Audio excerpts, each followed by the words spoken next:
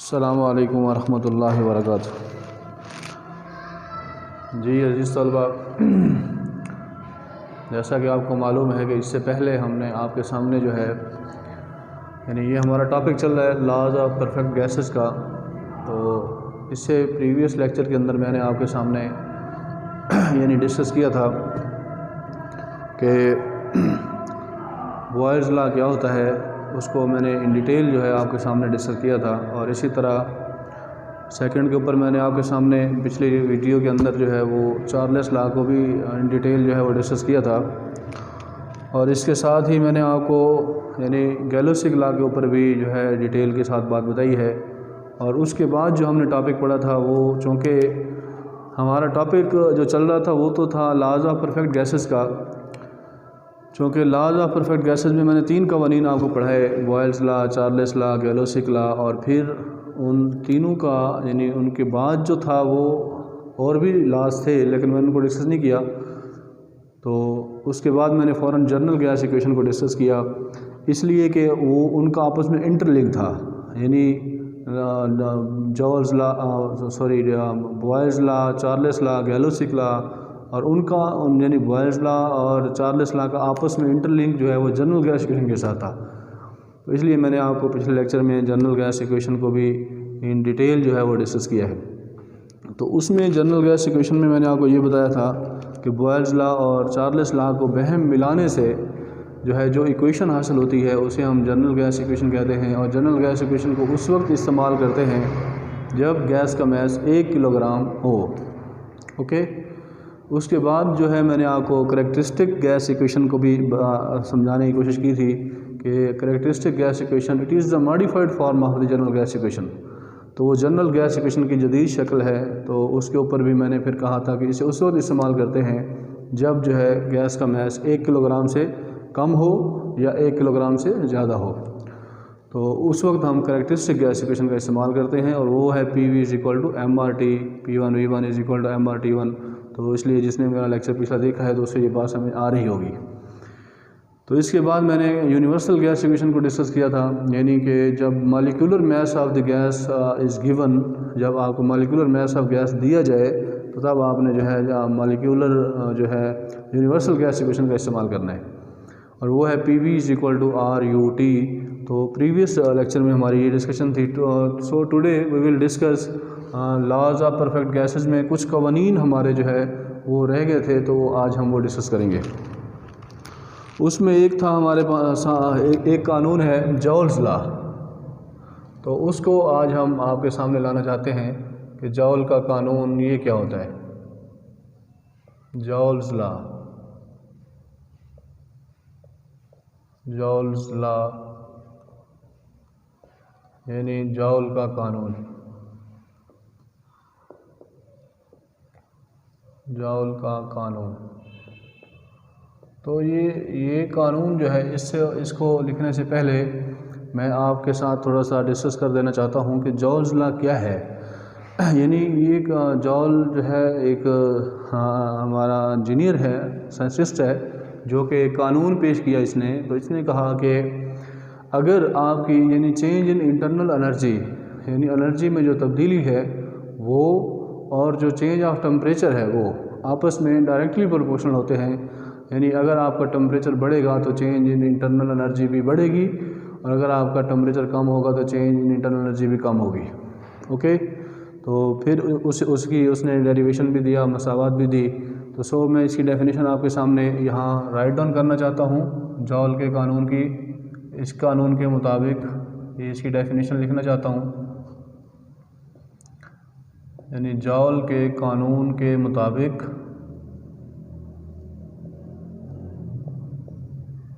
जी वो कानून क्या है, वो ये है कि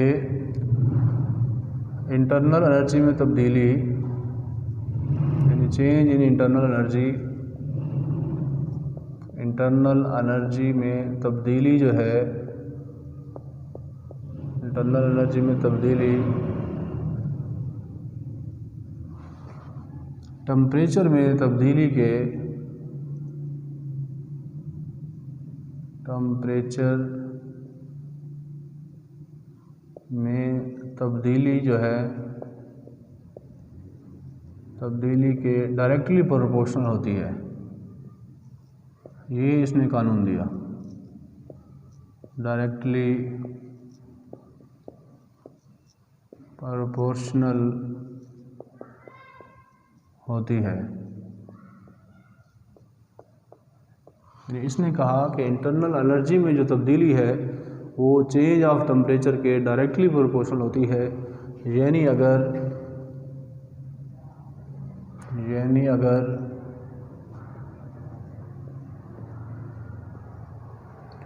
टेम्परेचर बढ़ता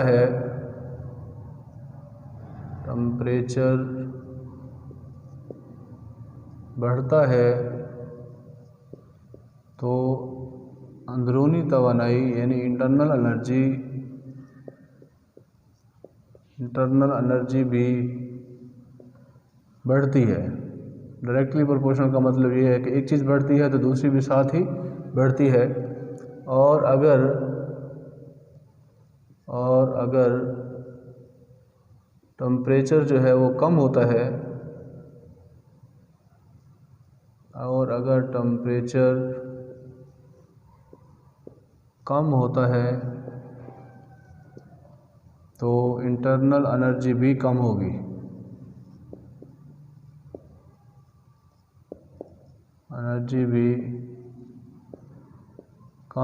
या कम होती है। ओके, तो मैथमेटिकली इसको उसने कैसे बयान किया? Mathematically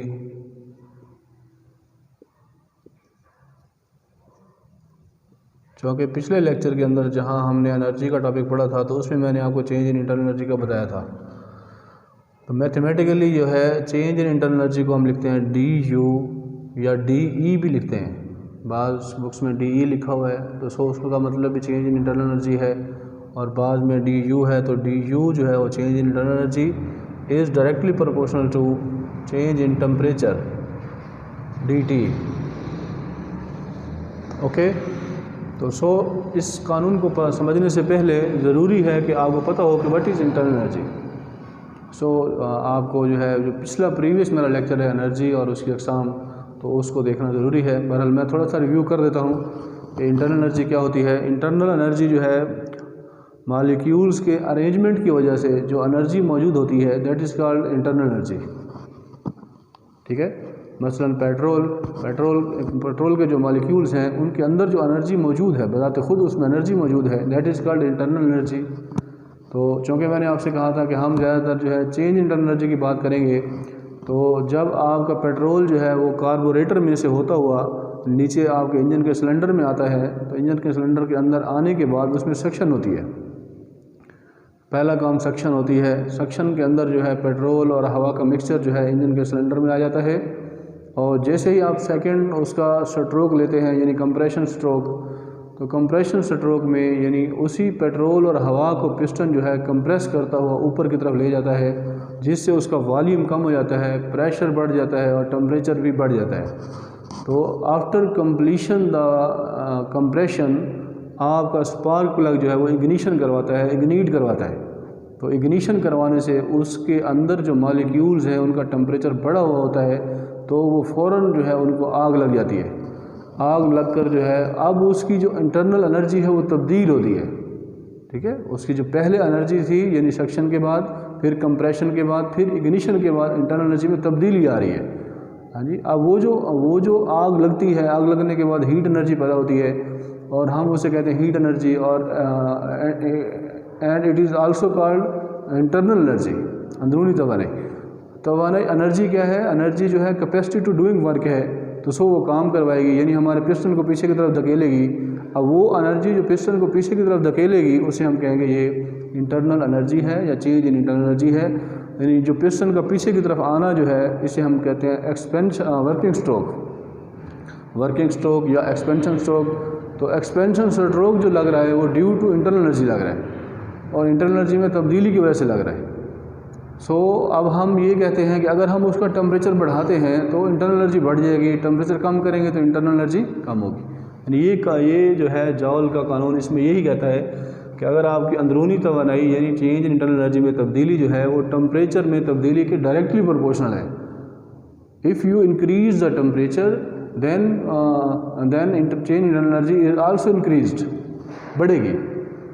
if you decrease the temperature the change in internal energy is also decreased, okay, ये कहना चाहता है। तो so mathematically du change in internal energy is directly proportional to dt यानी change of temperature के।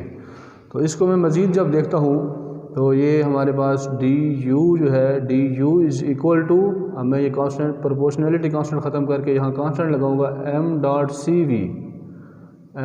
सी वी और ये D T जो है चेंज ऑफ टेम्परेचर वैसे का वैसे। यानी इसको ख़त्म करने के लिए आप चूँकि उसमें जो आपका पेट्रोल है उसका मैस भी है, कुछ ना कुछ उसका मैस है, और आप उसको यानी सी वी चूँकि आप इससे अवेयर नहीं हैं व्हाट इज़ सीवी, चूँकि हमने इस टॉपिक को पढ़ा नहीं है, तो आज इंशाल्लाह इसको भी मैं यहाँ डिक्लेयर करूँगा, आपको बताऊँगा कि व्हाट इज़ सीवी। सीवी जो है specific heat at constant volume, मुस्तकिल वॉल्यूम के ऊपर उसको जो मखसूस हरारत दी जाती है उसे सीवी कहते हैं। यानी चेंज इन इंटरनल एनर्जी जो है वो उसका इन्हिसार जो है मैस पर है और specific heat at constant volume वो जो हम उसको हीट दे रहे हैं उस पर है और चेंज ऑफ टेम्परेचर पर है। सो इस इक्वेशन में यानी जब हमने ये डायरेक्टली प्रोपोर्शनल का साइन ख़त्म किया तो इसकी जगह मैंने एम डॉट सी वी लगाया, कांस्टेंट जो है वो लगाया एम डॉट सी वी। जैसे हम पीछे पढ़ते आ रहे हैं P V is equal to, मिसाल के तौर पर आपने पढ़ा था कि प्रेशर जो है वो टेम्परेचर के डायरेक्टली प्रोपोर्शनल होता है, ठीक है। फिर आप इसको ख़त्म करते थे तो पी इज़ इक्वल टू आप सी लगाते थे, सी टी, है ना। तो अब इसको ख़त्म करेंगे तो इसकी जगह हमने क्या लगाया एम डॉट सी वी, क्या लगाया M dot C V, okay constant, ताकि इक्वेशन हमारी जो है वो इक्वल हो जाए। तो D U is equal to M dot C V D T change of temperature. तो मज़ीद अगर इसको आप देखें इक्वेशन को तो ये यूँ बनती है, यानी D U is equal to M भी वैसे और डॉट सी वी भी वैसे। याद रखें डी टी का मतलब है चेंज ऑफ टेम्परेचर, यानी T two minus T one ये है हमारा चेंज ऑफ टेम्परेचर। बेशक आप यहाँ लिखना भी चाहें तो आप लिख सकते हैं कि डी टी जो है वो इज़ इक्वल है D T is equal to T two minus T one, T two minus T one. यानी जो हमारा फ्यूल है पेट्रोल प्लस एयर, जब वो इंजन के सिलेंडर में आते हैं तो उस वक्त उसका जो पहला टेम्परेचर है that is called T one. After compression के बाद जब हम उसे इग्निशन करवाते हैं यानी स्पार्क प्लग अपनी चिंगारियाँ डालता है तो देन उसका टेम्परेचर रेज होता है, बढ़ता है। That temperature is called T2 final temperature. So what is the change of temperature, difference between final temperature and initial temperature, okay. Final temperature mean जो उसका दूसरा टेम्परेचर है और पहला टेम्परेचर T1। तो सो हम उसका जब चेंज देखेंगे तो T2 माइनस T1 के इक्वल होगा। So formula is this D U is equal to M dot C V T2 minus T1, okay. इस फार्मूले को थोड़ा सा मैं इधर से आपके सामने जो है एक्सप्लेन भी कर देता हूँ कि इसमें डी यू से क्या मुराद है, एम से क्या मुराद है, सी वी से क्या मुराद है। सो हम लिख सकते हैं यहाँ पर यानी D U is equal to change in internal energy, stand for change in internal energy. Internal energy में जो तब्दीली है उसको हम क्या कह रहे हैं, उसको हम डी यू कह रहे हैं, ओके। और सेकंड के ऊपर जो है इसमें मैंने एक वर्ड इस्तेमाल किया एम, तो M stand for mass of the gas या mass of working substance, mass of gas, mass of the gas. और इसी तरह इसमें एक सीवी जो है वर्ड इस्तेमाल हुआ है, सीवी से क्या मुराद है, सीवी से मुराद है स्पेसिफिक हीट। अभी आपने ये टॉपिक नहीं पढ़ा इसलिए मैं अभी पढ़ाऊँगा इंशाल्लाह इसी लेक्चर में। तो specific heat at constant volume,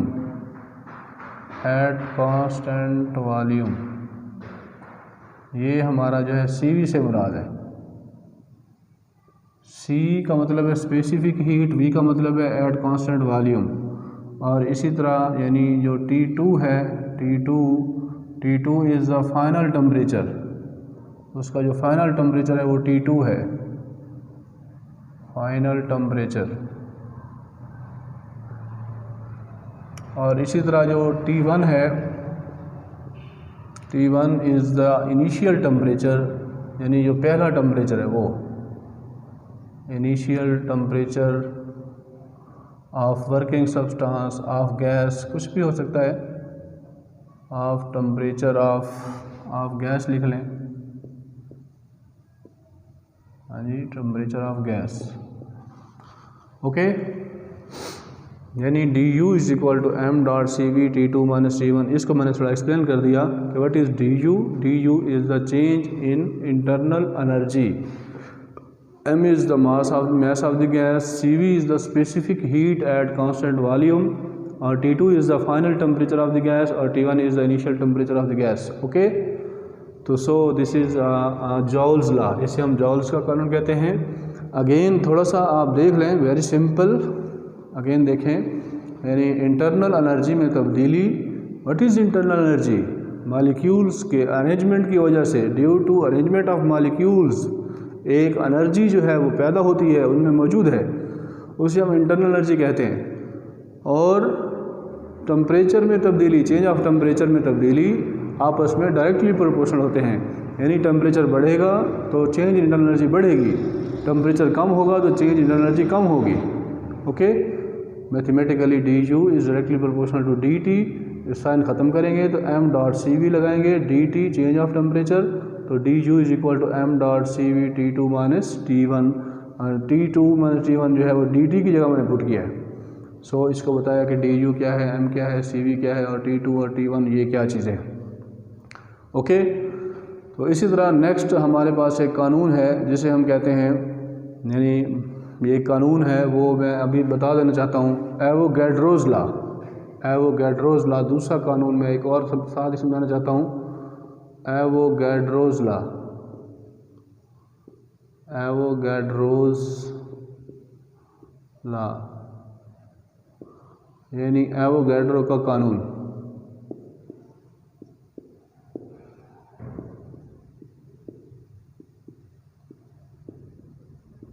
Avogadro का कानून, ये आपने केमिस्ट्री में, शायद आपको याद हो, केमिस्ट्री में आपने पढ़ा था कि एवोगैड्रो क्या होता है। एवोगैड्रोज एक नंबर था, उसकी एक स्पेसिफिक वैल्यू थी, हाँ जी, कि कोई भी गैस है तो उसका अगर आप एवोगैड्रोज नंबर देखें तो वो 6.023 multiply by 10 to raise power something कुछ था, तो वो आपने देखा था। तो एवोगैड्रोज जो कानून है अब ये कहता है कि अगर आप जो है यानी एक जैसा हुजम, किसी भी कोई भी गैस लें और उसका हुजम सेम हो, उसका हुजम सेम हो, यानी एक जैसे हुजम के ऊपर जो उसके नंबर ऑफ़ मॉलिक्यूल्स की तादाद है वो सेम होती है, बशर्ते कि प्रेशर और टेम्परेचर तब्दील ना हो। प्रेशर और टेम्परेचर जो है वो सेम हो तो यानी उसके नंबर ऑफ़ मॉलिक्यूल्स की तादाद जो है वो सेम होती है, इसे एवोगैड्रोस लॉ कहते हैं। सो मैं यहाँ लिखता हूँ और लिखने के बाद आई होप सो कि आपको इसको क्लियर हो जाएगा। यानी ये क्या कहता है, इस कानून के मुताबिक, मैं फिर समझाता भी हूँ इंशाल्लाह, इस कानून के मुताबिक, जी क्या कानून है, इस कानून के मुताबिक जी गैसेस के एक जैसे वॉल्यूम पर, गैसेस के एक जैसे वॉल्यूम पर, एक जैसे वॉल्यूम पर मॉलिक्यूल्स की तादाद, एक जैसे वॉल्यूम के ऊपर जो है मॉलिक्यूल्स की तादाद बराबर होती है, बराबर होती है, ठीक है जी, बशर्ते के प्रेशर और टेम्परेचर तब्दील ना हो, बशर्ते के प्रेशर और टेम्परेचर जो है बराबर हो, यानी तब्दील ना हो, प्रेशर और टेम्परेचर यानी तब्दील ना हो। दोनों के सेम हों। ओके, मैंने इस कानून के मुताबिक, हाँ इसमें आप लफ्ज़ ऐड कर सकते हैं मुख्तलिफ गैसेस के, मुख्तलिफ गैसेस के एक जैसे वॉल्यूम पर मॉलिक्यूल्स की तादाद बराबर होती है बशर्ते कि प्रेशर और टेम्परेचर तब्दील ना हो। प्रेशर और टेम्परेचर दोनों के सेम हों तो उनके नंबर ऑफ़ मॉलिक्यूल्स जो है वो बराबर होंगे। इसकी मिसाल लें, मसलन अब क्या मिसाल है इसकी, कैसे समझेंगे, अभी मैं इसकी आपको मिसाल लेता हूँ। मिसाल के तौर पर मैं यहाँ लिखता हूँ मसलन 1 क्यूबिक मीटर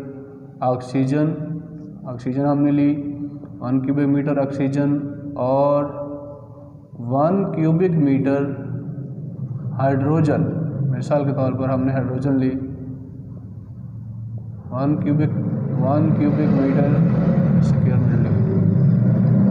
मीटर ऑक्सीजन हो और 1 क्यूबिक मीटर हाइड्रोजन हो, तो इन एक ही क्यूबिक मीटर में हो तो ऑक्सीजन और हाइड्रोजन के मॉलिक्यूल्स जो हैं वो सेम होंगे। मॉलिक्यूल्स क्या होंगे, मॉलिक्यूल्स की तादाद क्या होगी, तादाद बराबर होगी। शर्त क्या है कि प्रेशर और टेम्परेचर तब्दील ना हो। क्या मकसद ये कि मिसाल के तौर पर ये मेरे पास एक सिलेंडर है, और इसमें मैंने ऑक्सीजन गैस जो है वो डाली हुई है, और इसका जो वॉल्यूम है यहाँ से लेकर यहाँ तक वॉल्यूम वो हमारे पास 1 क्यूबिक मीटर है। फ़र्ज़ कर लें 1 क्यूबिक मीटर इसका वॉल्यूम है और इसमें गैस के मॉलिक्यूल्स हैं। अभी मैं आपको एवोगैड्रोस लॉ को बिल्कुल क्लियर कर दूंगा और आपको समझ आ जाएगी कि एवोगैड्रोस लॉ क्या है। तो कोई इतनी मुश्किल बात नहीं है, वेरी सिंपल। यानी ये मेरे पास एक सिलेंडर है और इसके अंदर मैंने ऑक्सीजन डाली हुई है, ऑक्सीजन जो है वो मैंने डाली हुई है, और ऑक्सीजन 1 क्यूबिक मीटर इसका वॉल्यूम है और ये इसके मॉलिक्यूल्स हैं। ओके, इसी तरह मैं अब क्या करता हूँ, यानी एक और सिलेंडर लेता हूँ, ये मैंने एक और सिलेंडर बनाना है, ये देखें। इसके अंदर भी मैंने क्या करना है, मॉलिक्यूल्स डालने हैं और गैस मैंने तब्दील करनी है। अब यहाँ मैंने जो गैस इस्तेमाल करनी है वो हाइड्रोजन गैस है। वो कौन सी गैस है, वो हाइड्रोजन। अब इसका जो वॉल्यूम है, और इसका वॉल्यूम भी 1 क्यूबिक मीटर है, और इसमें जो गैस है वो हाइड्रोजन है, इसमें जो गैस है वो हाइड्रोजन गैस है। अब एवोगैड्रोस कानून ये कहता है कि इसके जो नंबर ऑफ़ मॉलिक्यूल्स हैं, ऑक्सीजन के जो नंबर ऑफ़ मॉलिक्यूल्स हैं, ऑक्सीजन नंबर ऑफ़ मॉलिक्यूल्स जो हैं, और इसमें भी जो नंबर ऑफ़ मॉलिक्यूल्स हैं, हाइड्रोजन के जो नंबर ऑफ़ मॉलिक्यूल्स हैं, ठीक है जी, वो जो है क्या होंगे, दोनों हाँ बराबर होंगे। यानी हाइड्रोजन के नंबर ऑफ़ मॉलिक्यूल्स और ऑक्सीजन के नंबर ऑफ़ मॉलिक्यूल्स आपस में बराबर होंगे, ये कहता है, बशर्ते कि उसका वॉल्यूम क्या हो, सेम हो, वॉल्यूम कम ज़्यादा ना हो। ओके, यही कहना चाहता है कि मुख्तलिफ गैसेस हों और उनके वॉल्यूम एक जैसे हों, एक जैसे वॉल्यूम पर मॉलिक्यूल्स की तादाद क्या होती है, बराबर होती है। ठीक है, बशर्ते कि प्रेशर और टेम्परेचर तब्दील ना हो। अगर आप इसका प्रेशर तब्दील कर देते हैं, यानी इसको कंप्रेस कर देते हैं, देन इट मीन्स कि उसका वॉल्यूम कम हो जाएगा। वॉल्यूम कम होगा तो प्रेशर बढ़ जाएगा। तो इसका जो टेम्परेचर है और इसका जो टेम्परेचर है, इसका जो प्रेशर है और इसका जो प्रेशर है, वो दोनों को क्या हो, बराबर हो, एक जैसा हो। सो उस जगह पर कहता है कि ऑक्सीजन के जो मॉलिक्यूल्स हैं और जो हाइड्रोजन के मॉलिक्यूल्स हैं, ये दोनों आपस में इक्वल होंगे, बराबर होंगे। इसे हम एवोगैड्रोस लॉ कहते हैं। Okay students, I hope so आपने इसको यानी अच्छी तरह समझ लिया होगा। एवोगैड्रोस लॉ अगेन सुन लें, मुख्तलिफ गैसेस के एक जैसे वॉल्यूम पर मॉलिक्यूल्स की तादाद जो है वो बराबर होती है, बशर्ते कि प्रेशर और टेम्परेचर तब्दील ना हो। मिसाल दी मैंने 1 क्यूबिक मीटर ऑक्सीजन है और 1 क्यूबिक मीटर हाइड्रोजन है कि मॉलिक्यूल्स आपस में बराबर होगी। अब यहाँ 1 क्यूबिक मीटर डाले मॉलिक्यूल्स, हाँ जी, गैस डाली 1 किलोग्राम डाल दी, मिसाल के तौर पर इसमें भी 1 किलोग्राम डाल दी, हाँ जी, पर किलोग्राम। तो अगर वॉल्यूम सेम है तो इनके नंबर ऑफ मॉलिक्यूल्स भी आपस में सेम होंगे। That is called Avogadro's law. So next we discuss about the another law of perfect gases एक और कानून है हमारे पास परफेक्ट गैसेस का, तो उसको हम डिस्कस कर लेते हैं।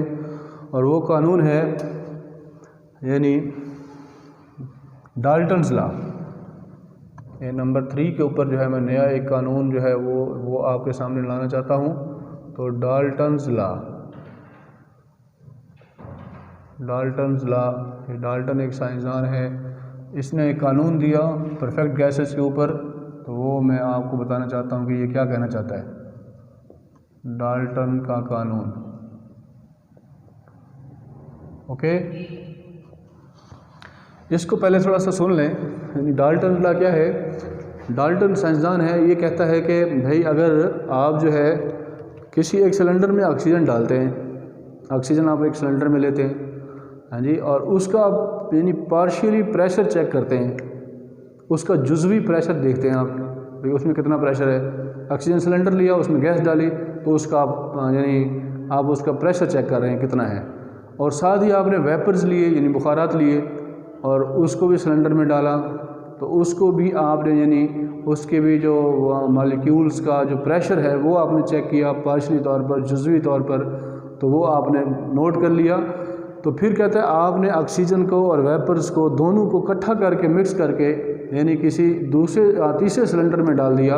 तो जब आप तीसरे सिलेंडर से यानी उसका प्रेशर काउंट करेंगे, चेक करेंगे, that is equal to the pressure of air and the pressure sum of the pressure of air and sum of pressure of vapours. यानी कहता है कि दो सिलेंडरों का जब जो हमारे पास यानी दो सिलेंडरों का प्रेशर वाली चीज़ें हैं वो हम तीसरे सिलेंडर में डालते हैं, डालने के बाद हम उसका प्रेशर चेक करते हैं, तो उसका प्रेशर जो है उन दोनों के यानी मजमुआ के बराबर होगा। वेरी सिंपल बात है। इसकी पहले आप मिसाल ले लें, फिर मैं इसकी डेफिनेशन लिख के दूँगा। पहले इसकी मिसाल समझ लें।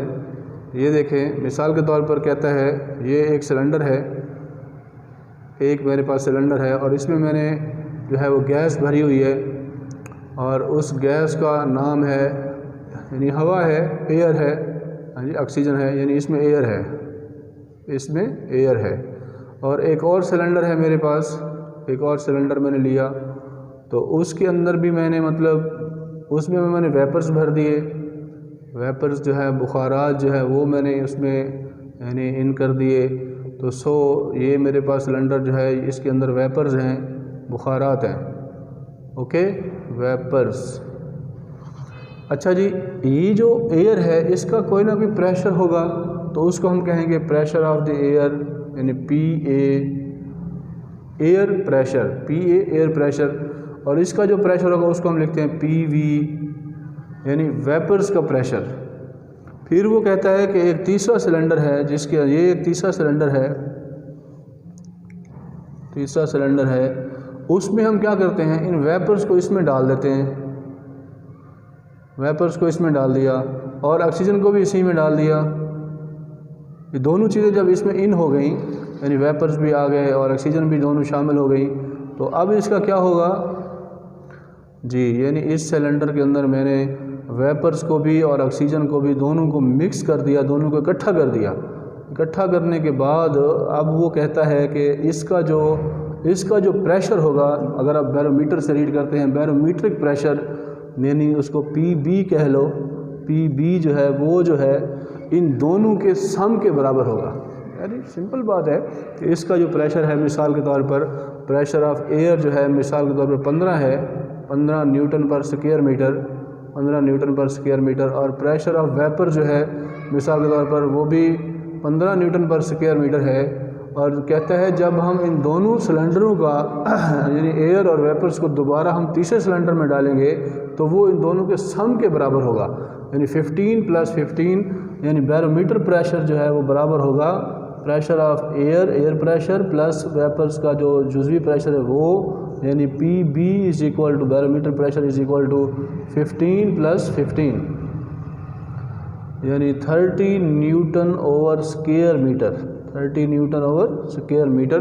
तो ये इसकी थ्योरी है डाल्टन्स लॉ की कि partial pressure of the air and the partial pressure of the vapours, ठीक है, अब इन दोनों को सम करें, जमा करें, sum of the partial pressure of air and vapours is equal to the barometer pressure. मैंने तीसरे सिलेंडर का जो प्रेशर है वो इन दोनों के मजमूए के बराबर होगा। समझ गए? अब मैं आपको डेफिनेशन लिख के देता हूँ, क्योंकि आपने इम्तिहान में तो लिखना है, अगर लिख नहीं सकेंगे तो फिर तो नहीं समझ सकते, लिखना भी है। तो सो क्या लिखेंगे बच्चों जी, इस कानून के मुताबिक आप लिखेंगे, इस कानून के मुताबिक, इस कानून के मुताबिक जी, अब हवा के जुज़वी प्रेशर, जुज़वी का मतलब है यानी अलग एक सिलेंडर है, पार्शियल प्रेशर ऑफ एयर, हवा का अलग से इसका प्रेशर है, हवा के जुज़वी प्रेशर और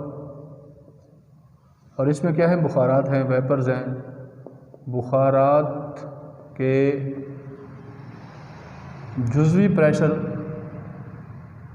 यानी इसका भी अलग सा जो प्रेशर है, जुज़वी प्रेशर यानी हवा के जुज़वी प्रेशर और बुखारात के जुज़वी प्रेशर के मजमुआ जो है, का मजमुआ बैरोमीट्रिक प्रेशर के बराबर होगा, बैरोमीट्रिक प्रेशर के बराबर होता है या होगा। इसे हम कहते हैं, ये डाल्टन का कानून है। क्या है? डाल्टन्स लॉ है। सो इसको मैथमेटिकली कैसे लिखते हैं जी, मैथमेटिकली वो नीचे मैंने लिख दिया है, वैसे यहाँ फिर लिख लें, mathematically PB is equal to PA यानी एयर का प्रेशर पार्शियल प्लस PV यानी partial pressure of vapours, sum है यानी आसान अल्फाज में sum of the partial pressure of air and partial pressure of vapour is equal to the barometer pressure, that is called Dalton's law. Okay, so वही हम आप लिख सकते हैं इसको, यानी PB stand for barometer pressure, barometric भी कह सकते हैं, बैरोमीटर प्रेशर। ओके, और इसी तरह यहाँ PA से मुराद क्या है, यानी partial pressure of air, partial का लफ्ज़ भी साथ लिखेंगे, पार्शियल प्रेशर ऑफ एयर, हवा का जो पार्शियल प्रेशर है उसको हमने PA से लिखा हुआ है, और इसी तरह तीसरी चीज़ हमारे पास PV है, तो उसको हम लिखेंगे partial pressure of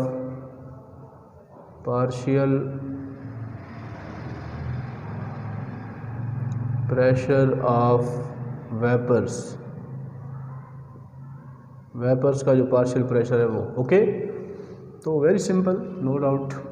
okay, if you have an issue मुझे आपने बताना है वीडियो में, तो अगर आपको कुछ समझ ना आए कहीं से तो आप ज़रूर मुझे बताएं, क्योंकि आप वीडियो में हैं, तो अगर आप मुझे कमेंट नहीं करते तो इट मीन्स मैं ये समझता हूँ कि आपको समझ आ रही है।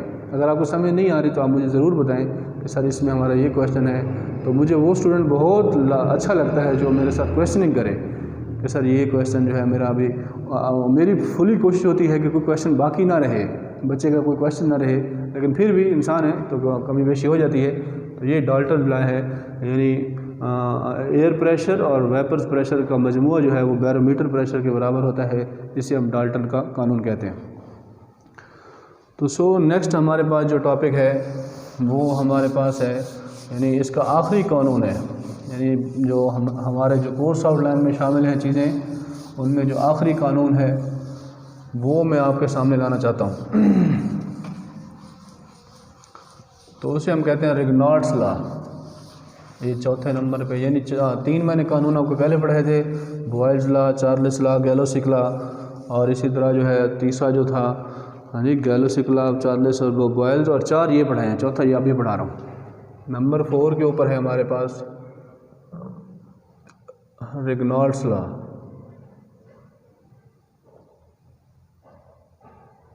रेग्नॉल्ड्स लॉ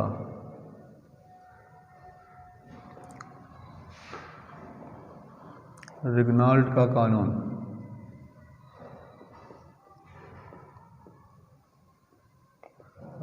रेगनाल्ड का कानून। जी, ये क्या कानून है? ये रेगनाल्ड्स जो है ये इंजीनियर या साइंटिस्ट हमें इसने कानून दिया और उसमें ये हमें कहता है कि अगर यानी with the change of temperature and pressure, temperature और प्रेशर के तब्दील होने से the value of CP and CV do not change, कि CP और CV की वैल्यू जो है वो तब्दील नहीं होती with the change of temperature and pressure. इसे हम रेगनाल्ड्स लॉ कहते हैं। तो एक नई बात आपके सामने आ चुकी है, what is CP, what is CV। हाँ जी, हमें इसका मालूम नहीं है। मैं पहले इस कानून को लिखता हूँ, पहले मैं इस कानून को लिख लेता हूँ और इसके बाद मैं आपको यानी कोशिश करके बताना चाहूँगा कि what is CP, what is CV, CP क्या है, CV क्या है। ओके, तो अभी आप मैं कानून लिख के देता हूँ ताकि आप इसको राइट डाउन कर लें। फिर इसको समझने के लिए जो अगला टॉपिक है वो साथ ही में अटैच करूँगा। जी, रेगनाल्ड के कानून के मुताबिक, यानी इस कानून के मुताबिक क्या है कि टेम्परेचर और प्रेशर के तब्दील होने से टेम्परेचर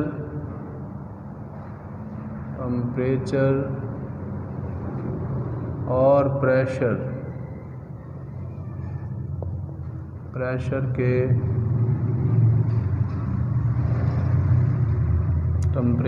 प्रेशर के तब्दील होने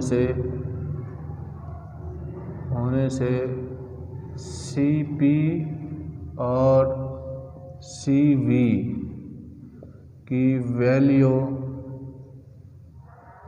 तब्दील नहीं होती, यानी उसमें कोई फ़र्क नहीं पड़ता, तब्दील नहीं होती। ओके, इसे रेगनाल्ड का कानून कहते हैं। रेगनाल्ड का कानून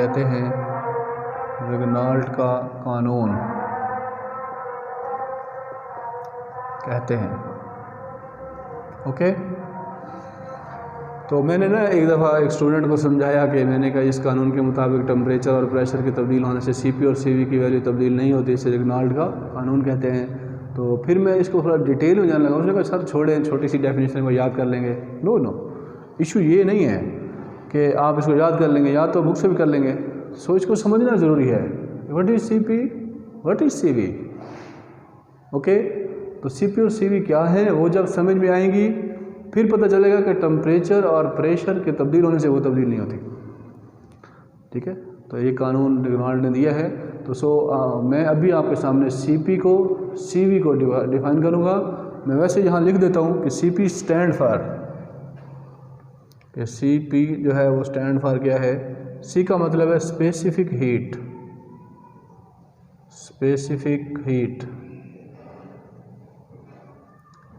और P का मतलब है eight constant pressure, specific heat at constant pressure, यानी मुस्तकिल प्रेशर पर जो हरारत मखसूसा है। स्पेसिफिक हीट का मतलब हरारत मखसूसा उर्दू में कहते हैं। तो CV जो है वो क्या है, स्पेसिफिक हीट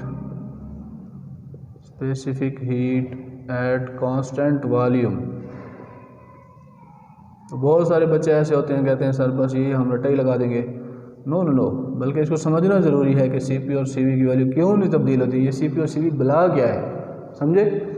देखो, तो CP specific heat at constant volume, CV specific heat at constant CP pressure और CV वॉल्यूम। ओके, तो अब हम देखते हैं स्पेसिफिक हीट क्या होती है। फिर उसकी दो ये टाइप्स हैं, specific heat at constant pressure, specific heat at constant volume. तो इसी के साथ ही मैं आपको यहाँ ये एक टॉपिक है। वैसे हमारे ये जो स्पेसिफिक हीट वाला टॉपिक है ये हमारे कोर्स आउटलाइन में जो अभी जो स्मार्ट सिलेबस है उनका, यानी ड्यू टू कोरोना वायरस, उसमें ये शामिल नहीं है, लेकिन इसका समझाना ज़रूरी है क्योंकि ये रेगनाल्ड्स लॉ के अंदर आई हुई है। बाद रेगनाल्ड्स लॉ आया हुआ है।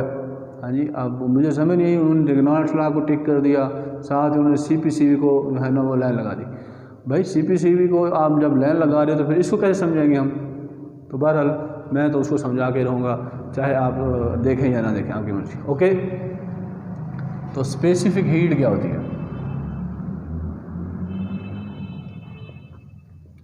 स्पेसिफिक हीट, क्योंकि जब तक हम बात को कंप्लीट ना करूं मुझे तो चैन नहीं आता कि ये इसको जब तक ना समझाऊं। हरारत मखसूसा, उर्दू में कहते हैं हरारत मखसूसा, यानी मखसूस हरारत।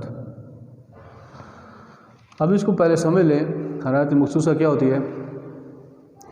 आप 1 किलोग्राम गैस लें, 1 किलोग्राम गैस कोई भी ले लें, ऑक्सीजन, हाइड्रोजन, नाइट्रोजन, कोई भी एनीवन, उसको आप हीटअप करें, स्टीम ले लें, ओके, एनीवन एल्स, कोई भी चीज़ आप ले सकते हैं, ठीक। उसको आप हीटअप करें, हीटअप करने के बाद उसका टेम्परेचर 1 डिग्री तक बढ़ाएं। मेरे साथ रहिएगा। 1 किलोग्राम आपने स्टीम ली, 1 किलोग्राम आपने गैस ली, उसको आपने हीटअप किया। हीटअप करने से उसका टेम्परेचर 1 डिग्री तक बढ़ाएं, 1 डिग्री इंक्रीज़ करें। मसलन आपने 1 किलोग्राम गैस ली, उसका पहले टेम्परेचर था मिसाल के तौर पर 100 डिग्री सेंटीग्रेड, ओके। अब आपने उसको हीटअप किया और सिर्फ 1 डिग्री इंक्रीज़ किया, यानी 100 पहले था तो 101 पर ले गए, तो कितने डिग्री इंक्रीज़ हुआ? 1 डिग्री, 1 डिग्री। 1 डिग्री इंक्रीज़ जो हुआ है, इस दौरान हमने जो हीट दी है, हमने जो उसको हरारत दी है, that is called specific heat of a gas, हरारत मखसूसा, ठीक है। किसी भी गैस का टेम्परेचर, हाँ जी, 1 डिग्री तक बढ़ाने के लिए जो हरारत दरकार है, जो हमें हरारत चाहिए, उसे हम क्या कहते हैं? हरारत मखसूसा, specific heat of the gas, okay. So मैं इधर लिख देता हूँ, यानी 1 किलोग्राम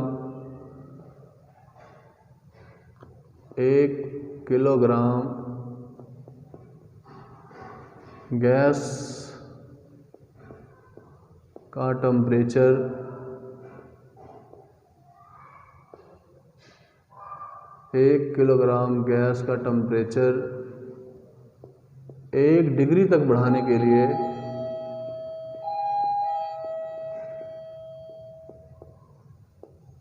1 डिग्री तक बढ़ाने के लिए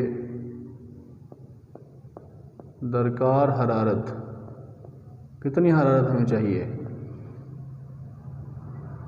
दरकार हरारत स्पेसिफिक हीट ऑफ गैस कहलाती है।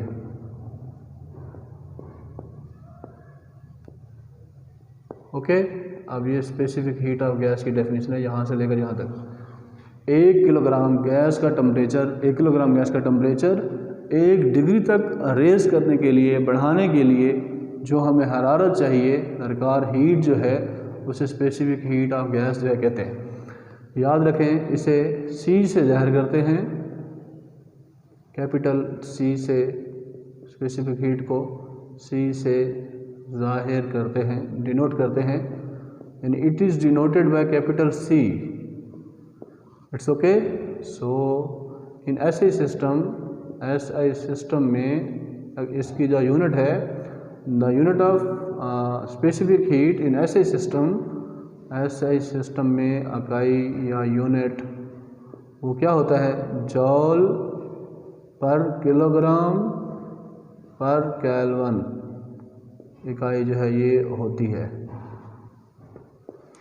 इधर इसकी यूनिट से भी आप चेक कर सकते हैं, पर किलोग्राम, यानी 1 किलोग्राम गैस पर केल्विन का मतलब है 1 डिग्री बढ़ाना के लिए जो हीट चाहिए, हीट चूँकि एनर्जी है, जॉल में उसको हम यानी उसको कैलकुलेट करते हैं, तो पर किलोग्राम पर केल्विन 1 किलोग्राम गैस का टेम्परेचर 1 डिग्री तक बढ़ाने के लिए जो हमें एनर्जी चाहिए, जो हीट एनर्जी चाहिए, जो हरारत चाहिए, that is called specific heat of a gas, gas की हरारत मखसूसा। ओके, इसकी अब 2 क्लासिफिकेशंस हैं, यानी क्लासिफिकेशंस में इसकी 2 दर्जा बंदी हैं, 2 अक़साम हैं। नंबर 1 जो है वो आपके पास है specific heat at constant volume.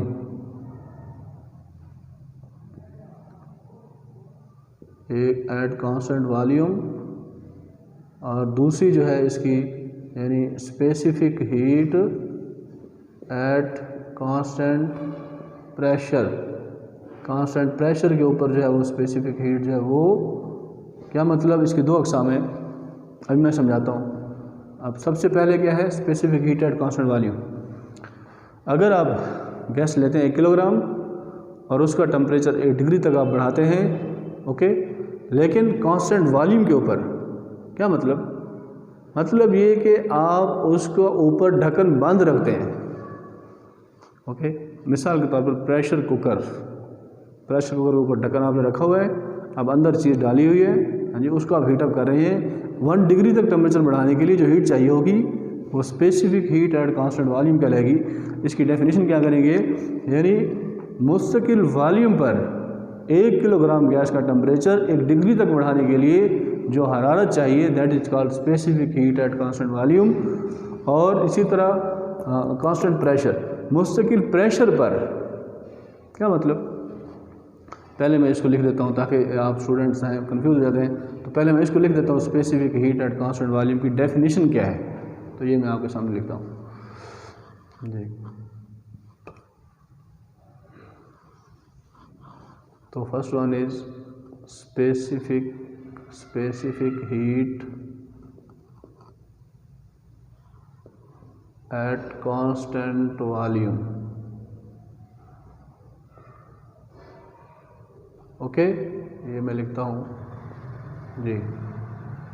यानी आप शुरू में वो लफ्ज़ लिख लें, मुस्तकिल वॉल्यूम पर 1 किलोग्राम गैस का टेम्परेचर, 1 किलोग्राम गैस का टेम्परेचर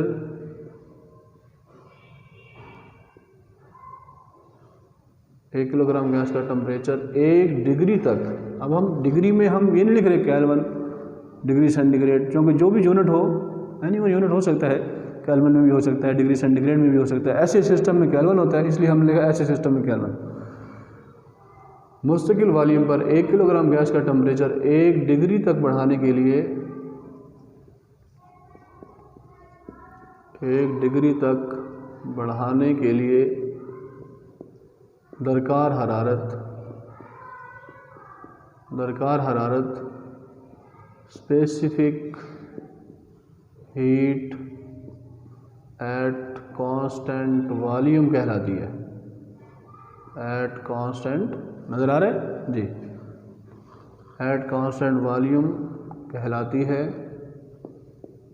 याद रखें। अच्छा जी, it is noted by CV। हाँ, C का मतलब स्पेसिफिक हीट, V का मतलब एट कांस्टेंट वॉल्यूम, इसे CV से जाहिर करते हैं। अब देखो ना बात खुली है कि CV क्या है, हाँ जी, इसे CV से जाहिर करते हैं। और फिर वही बात अगर इम्तिहान में आ जाए तो आप लिखें साथ, ऐसे सिस्टम में इकाई जो है चूँकि जॉल पर किलोग्राम पर केल्विन होती है, ओके। और याद रखें हवा के लिए, इसके लिए हवा के लिए इसकी वैल्यू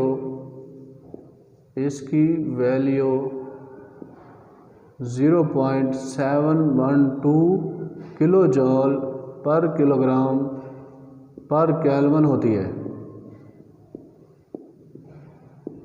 ओके। यानी CV की कैलकुलेटेड वैल्यू है, यानी अगर आप हवा लेते हैं, 1 किलोग्राम आप हवा लेते हैं और उसको आप हीट करते हैं और उसका 1 डिग्री टेम्परेचर बढ़ाते हैं, तो 1 डिग्री टेम्परेचर बढ़ाने के लिए जो आपको हीट चाहिए वो 0.712 चाहिए किलो जॉल में, ओके। तो so that is called specific heat at constant volume. मुस्तकिल वॉल्यूम पर 1 किलोग्राम गैस का टेम्परेचर 1 डिग्री तक बढ़ाने के लिए जो हरारत दरकार है specific heat at constant volume कहलाती है, उसे CV से जाहिर करते हैं। ऐसे सिस्टम में कई ये होती है, हवा के लिए उसकी मकदार ये होती है, ओके। तो अभी मैं दूसरा जो है specific heat at constant pressure जो है वो भी मैं आपके साथ इधर जो है डेफिनेशन लिख देता हूँ ताकि ये भी आपके जहन नशीन रहे कि specific heat at constant pressure क्या होती है। तो दूसरे नंबर पे स्पेसिफिक हीट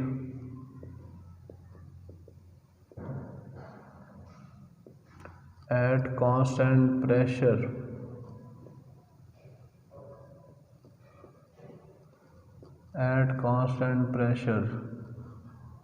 अब आप इसमें यही लफ्ज़ ऐड करेंगे कि मुस्तकिल प्रेशर पर, कांस्टेंट प्रेशर पर,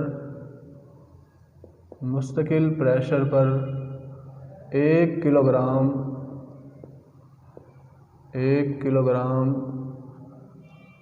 गैस का टेम्परेचर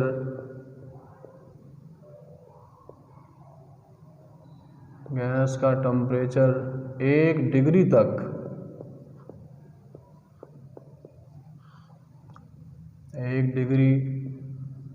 तक बढ़ाने के लिए दरकार हरारत specific heat at constant pressure कहलाती है। ओके, याद रखें, इसे CP से ज़ाहिर करते हैं, C बड़ा P छोटा, CP से ज़ाहिर करते हैं। और हवा के लिए SI सिस्टम में, चलो ये भी लिख लो, SI सिस्टम में इकाई जो है वो जॉल पर किलोग्राम पर केल्विन होती है। ओके, और इसी तरह ये भी लिख लें कि हवा के लिए अगर आप 1 किलोग्राम हवा लेते हैं, हवा के लिए इसकी वैल्यू, इसकी एक्सपेरिमेंटल वैल्यू या कैलकुलेटेड वैल्यू वो 1.005 किलो जॉल पर किलोग्राम पर केल्विन होती है, ओनली फॉर एयर, हवा के लिए, और औरों के लिए नहीं। मुस्तकिल प्रेशर पर क्या मतलब, मुस्तकिल प्रेशर का क्या मतलब होता है, अक्सर बच्चों को पता नहीं चलता। मुस्तकिल प्रेशर का मतलब ये है कि उस चीज़ को चलाते रहें, यानी देगची है ना मिसाल के तौर पर, उसमें पानी है, नीचे से आप हीटअप कर रहे हैं, अगर ऊपर ढक्कन पड़ा हुआ है, बंद है, तो वो कांस्टेंट वॉल्यूम है, ऊपर से वॉल्यूम मुस्तकिल कर दिया आपने, अब उसको निकलने का कोई रास्ता नहीं मिल रहा। अगर आपने ढक्कन उठा दिया तो हीट आप दे रहे हैं तो वो बुखार तो ऊपर उड़ते जा रहे हैं, इसका मतलब है कांस्टेंट प्रेशर है। प्रेशर क्या है, कांस्टेंट है, जितनी हीट आप नीचे दे रहे हैं उतनी हीट से वो ऊपर उड़ते जा रहे हैं, तो मुस्तकिल प्रेशर पे जा रही है। ओके, तो मुस्तकिल प्रेशर पर जब हम, यानी ढक्कन उठा दिया आपने, अब आप उसको हीट दे रहे हैं 1 किलोग्राम गैस को, और उसका 1 डिग्री टेम्परेचर बढ़ा रहे हैं, तो 1 डिग्री टेम्परेचर बढ़ाने के लिए जो हीट चाहिए होगी आपको, वो specific heat at constant pressure कहलाएगी, उसे CP से ज़ाहिर करेंगे, और उसकी वैल्यू ये है 1.005 किलो जॉल। अब आप देखें, उधर CV की वैल्यू है 0.712 और इधर है 1.005, तो ये बात भी आज के बाद आप याद रखेंगे कि CP की वैल्यू जो है, CP की वैल्यू, ये अक्सर इम्तिहान में कभी पूछ लेता है, CP की वैल्यू हमेशा CV से ज़्यादा होती है, CV से ज़्यादा होती है, CP की वैल्यू CV से ज़्यादा होती है। यानी अगर आप कांस्टेंट प्रेशर पर कोई चीज़ को गर्म करना चाहते हैं तो उसमें ज़्यादा हीट आपको चाहिए। इसकी आम मिसाल मैं समझाता हूँ बच्चों को प्रैक्टिकल तौर पर। यानी अगर आप घर में कोई सालन बना रहे हैं या कोई चीज़ पका रहे हैं तो आप ढक्कन ऊपर से उठा दें, हाँ जी, गोश्त जो है उसमें डाल दें, तो जो मतलब ढक्कन जब उठा देंगे तो वो काफ़ी टाइम लग जाता है, आप खुद देखते हैं। और वही अगर गोश्त आप प्रेशर कुकर में डालते हैं तो वो जल्दी बन जाता है। क्यों? क्योंकि वहाँ वॉल्यूम कांस्टेंट है। जब वॉल्यूम कांस्टेंट है तो हीट आप दे रहे हैं तो वो जल्दी से चीज़ें जो है वो अंदर जो है मॉलिक्यूल्स आपस में टकरा रहे हैं तो उससे जल्दी चीज़ तैयार हो रही है। इट मीन्स कि थोड़ी हीट देनी पड़ रही है। तो जब CV करेंगे specific heat at constant volume तो थोड़ी हीट से काम चल जाएगा। जब ढक्कन उठा दोगे तो फिर लगे रहो, नीचे से आग लगाते रहो, तो वो देर के बाद जो है वो चीज़ हमारी बनेगी उसकी। तो इसलिए हम कहते हैं CP की वैल्यू यानी कांस्टेंट प्रेशर जब आप करेंगे, ढक्कन उठा देंगे तो आपको हीट ज़्यादा देनी पड़ेगी और वो हमेशा ज़्यादा होगी। तो CP की वैल्यू CV से हमेशा ज़्यादा होती है। तो ये मैंने आपको, यानी मेरा सारा यानी कंक्लूजन ऑफ दिस टॉपिक यानी specific heat at constant pressure का मकसद क्या था, ताकि मैं आपको ये समझा सकूं कि टेम्परेचर और प्रेशर के तब्दील होने से CP और CV की वैल्यू तब्दील नहीं होती। अब मैं आपसे पूछता हूँ, समझ लगी? नहीं लगी, अभी भी समझ लगी, अभी मैं समझाता हूँ। अगर आप टेम्परेचर तब्दील कर दें, प्रेशर तब्दील कर दें, CP CV की वैल्यू तब्दील नहीं होती। मकसद, चूँकि CP और CV जो है 1 किलोग्राम गैस का 1 डिग्री टेम्परेचर बढ़ाने के लिए हीट है। आप एक गैस किलो लेते हैं, नीचे से आप बहुत ज़्यादा हीट दे देते हैं, टेम्परेचर बहुत ज़्यादा देते हैं, तो चूँकि आपने तो 1 डिग्री बढ़ाने के लिए जो हरारत है, 1 डिग्री टेम्परेचर बढ़ाने के लिए जो हरारत है, वो फ़र्ज़ कर लें वो है 1.005 CP की वैल्यू हवा के लिए। नीचे से आपने आग लगाई, हवा को गर्म किया, ये है 1 किलोग्राम के लिए। और अगर आप नीचे से ज़्यादा आग लगा दें तो क्या ख्याल है, वो फिर ये वैल्यू बढ़ जाएगी? नहीं, 1 डिग्री इंक्रीज़ करने के लिए इतनी ही चाहिए, इससे ज़्यादा नहीं होगी, कम भी नहीं होगी।